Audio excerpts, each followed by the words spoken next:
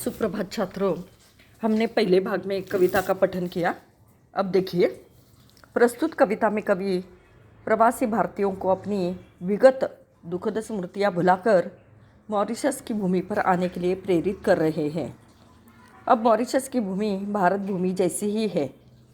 वह भूमि हमारी ही है, जैसे नहर के समान। सारे हमारे भाई, प्रिय लोग, सारे सगे संबंधियों से मॉरिशस की भूमि पर मिलन होने वाला है। इस मॉरिशस के आंगन में कवि सारे भारतीय बंधुओं का स्वागत करना चाहते हैं। कवि ने गिरमिटियों के जीवन में आए हुए सकारात्मक पहलुओं को उजागर किया है। वह कहते हैं कि अब हम पक से पंकज बन रहे हैं, मारीच से मॉरिशस बन रहे हैं।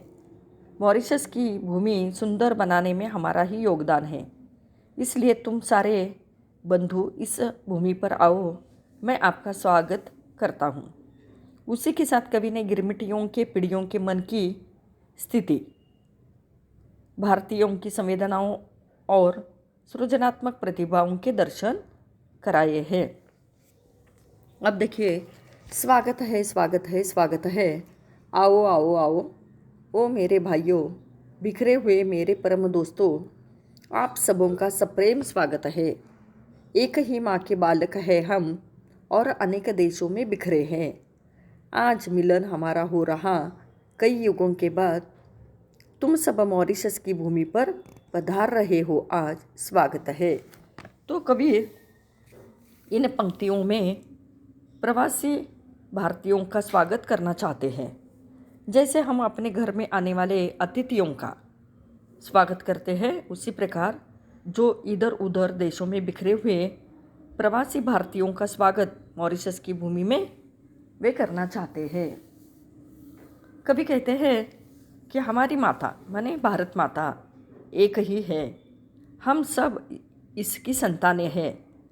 जो संतान हर देशों में बिखरे हुए थे, आज हमारा मिलन हो रहा है।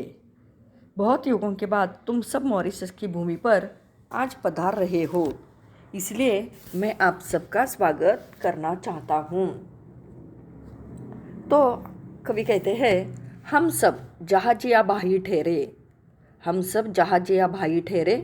कोई इस जहाज पर चढ़ा था तो कोई उस जहाज पर, और जब जहाज पानी में बहने लगे तो एक ही देश में नहीं पाए गए। लंगर पड़ा जब समुद्र तट पर, हक्का बक्का ताकने लगे, अरे कहाँ आ गए हम इतनी दूर। इस जहाज में जगह नहीं थी, फिर उस जहाज पर तो चढ़े थे, स्वागत है। यहाँ देखिए, जहाजिया भाई माने एक ही जहाज में बैठे हुए। कवि कहते हैं कि हमें अतीत की बातें सताती है। वह कहते हैं, जब हमें अंग्रेज़ों ने जहाज पर चढ़ाया था तो कोई मेरा भाई इस जहाज पर तो कोई दूसरी जहाज पर था। जब जहाज पानी में चलने लगे तो वह अनेक देशों में चले गए। मेरे भारतीय भाई एक देश में नहीं पहुँचे, वह अनेक देशों में चले गए। समुद्र तट पर लंगर गिरा, मैं आश्चर्यचकित हो गया। हक्का बक्का होना माने आश्चर्यचकित होना। तो मैं आश्चर्यचकित हो गया। हम हमारे देश से काफ़ी दूर चले गए थे। मैंने देखा मेरे भारतीय भाई मेरे साथ ही नहीं है। तब मैंने पूछा तो उन्होंने बताया कि जहाज पर जगह न होने के कारण उन्हें दूसरे देशों के दूसरे जहाज़ों पर चढ़ाया गया है। लेकिन आज कवि कहते हैं, जो भी हमारे साथ हुआ वह हमारा दुर्भाग्य था, हमारा नसीब ही था। देखिए, हम कहाँ आ गए इतनी दूर, ऐसे कवि यहाँ पर कहना चाहते हैं।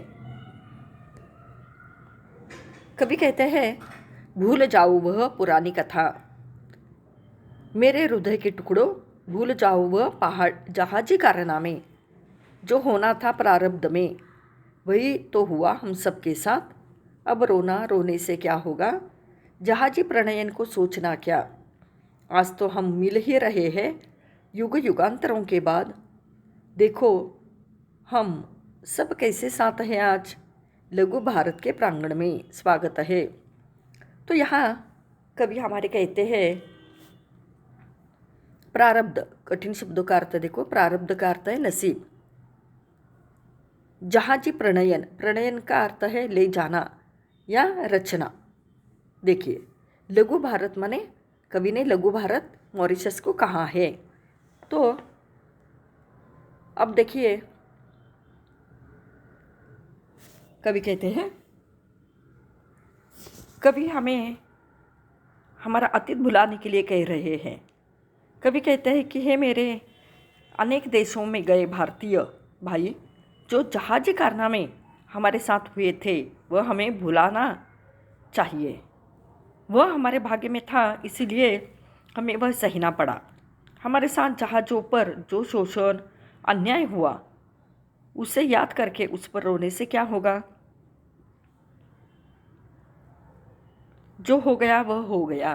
देखिए, जहाज ले जाते समय जो शोषण हमारा हो गया उसके बारे में सोचकर हमें क्या मिलने वाला है। अरे भाई, युग युगांतरों के बाद हम आज मिल रहे हैं। देखो, हम सब साथ साथ हैं।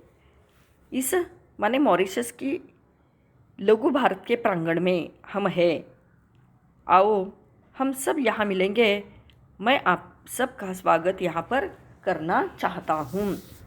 तो कभी हमें कहते हैं, मेरे देशवासियों, मेरे भाइयों, आओ तुम सबका मैं स्वागत करना चाहता हूँ। पूरी पृथ्वी पर इधर उधर बिखरे हुए मेरे प्रिय मित्रों, मॉरिशस की भूमि पर आप सबका सप्रेम स्वागत है। हम सब एक ही माँ अर्थात भारत माता की संतान है। समय के चक्र ने हमें अनेक देशों में बिखरा दिया है। तुम सब मॉरिशस की धरती पर पधार रहे हो।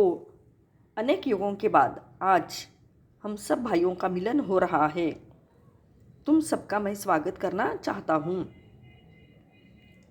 कभी कहते हैं कि हमें ज़बरदस्ती से जहाज पर चढ़ा दिया गया। एक ही परिवार के लोगों में से कोई एक जहाज पर चढ़ा तो कोई दूसरे पर। किसी को कुछ ज्ञात ही नहीं था कि क्या हो रहा है। हम सब नहीं जानते थे कि जहाज अलग अलग देशों को जा रहे हैं। हम नहीं जानते थे कि जलयान अपनी गति से पानी में बहने लगे हैं। जब काफ़ी समय के बाद समुद्र में लंगर डाला गया और जहाज रोके गए तो स्वयं को अपने घर से बहुत दूर एक नई भूमि पर आकर सब हक्के बक्के रह गए। हमने देखा हमारे सब साथी, सब परिजन एक दूसरे से बिछुड़ गए हैं। हमें अलग अलग देशों में भेज दिया गया। यह तो हमने देखा कि एक जहाज पूरा भर जाने के बाद हमारे सामने ही लोगों को दूसरे जहाज पर चढ़ाया गया था। कवि कहते हैं, मेरे प्रिय, मेरे हृदय के टुकड़ों, उस पुरानी कथा को भूल जाओ कि किस प्रकार हम आप लोगों को जहाज़ों में भरा गया, आप लोगों को अपने परिजनों से अलग कर दिया। आपके भाग्य में यही लिखा था। इस प्रकार कवि मातृभूमि से अलग होना अपनी किस्मत में था, ऐसे मानते हैं। अब उस पर रोने से क्या लाभ। जहाज़ों के द्वारा आप सभी को यहाँ लाया गया। इसी घटना को सोचकर दुखी होने पर अब उसे अनहोना नहीं किया जा सकता। आज युगों के बाद हम सब मिल रहे हैं। देखो आज हम सब कैसे कैसे साथ हैं। कैसा ऐसा लगता है मानो इस धरती पर एक लघु भारत बन गया है और उस अपने छोटे भारत के प्रांगण में आज युगों के बाद हम सब एक ही माता के बालक मिल रहे हैं। तो इस प्रकार हमने दूसरे भाग में 35 पन्ने पर जो कविता है उसका भावार्थ देखा। अब भाग तीसरा हम आगे देखेंगे। तब तक के लिए धन्यवाद।